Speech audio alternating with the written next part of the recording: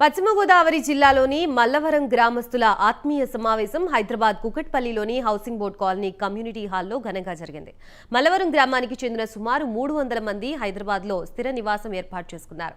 మల్లవరం గ్రామస్తులు జన్మస్థలీయులు అయిన సంఘం ఏర్పాటు చేసి స్వగ్రామంలోనే పలు ఆలయాల్ని పునరుద్ధరించారు. గ్రామస్తులకు విద్య, ఉద్యోగాల కోసం సాయపడుతూ తమ వంతు సాయం చేస్తున్నారు. భవిష్యత్తులో గ్రామాన్ని మరింత అభివృద్ధి చేస్తామని సంఘం సభ్యులు తెలిపారు.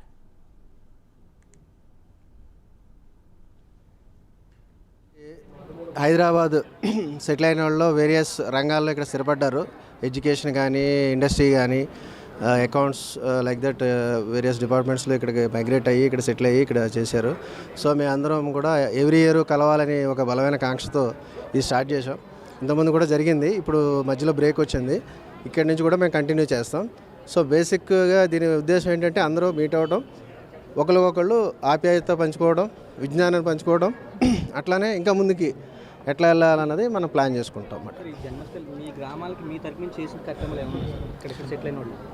మా వాళ్ళు చాలా చేశారు. ఇంతకుముందు మా ఊర్లో అమ్మవారి టెంపుల్ బాగా పురాతనమైన దేవాలయం ఉంది.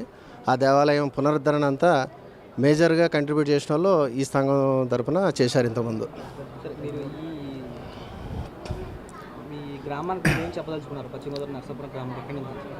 గ్రామానికి మేము ముఖ్యంగా చెప్పదలుచుకున్నది ఏంటంటే ఐక్యత, ఆప్యాయత ఇవి పంచుకుంటూ మేము ఆదర్శంగా ఉంటూ మిగిలిన గ్రామాలకు కూడా ఆదర్శంగా ఉండాలని కోరుకుంటున్నాం. సరే, మీరు గ్రామానికి ఆదర్శంగా నిలిచారు, ప్లస్ జిల్లాకు కూడా మీరు ఏం చెప్పదలుచుకున్నారు? జిల్లా వాసులందరూ కూడా మీ జిల్లాకి అట్లానే రాష్ట్రాలకి, 2 రాష్ట్రాలకి కూడా ఆదర్శంగా మా గ్రామం నిలబడాలని. యాక్చువల్గా ఇంతకుముందు కూడా మా గ్రామాన్ని ఇన్స్పిరేషన్గా తీసుకుని సరిహద్దు గ్రామాలు కూడా వాళ్ళు కూడా స్టార్ట్ చేశారు. సో లైక్ దట్ స్లోగా స్ప్రెడ్ అవుతుంది. అట్లా ఆ అభివృద్ధి నిధులు మెయిన్లీ ఎడ్యుకేషన్ మీద కాన్సన్ట్రేషన్ చేయాలనుకుంటున్నారు మా వాళ్ళు.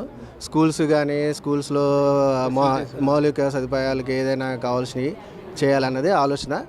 Based on hour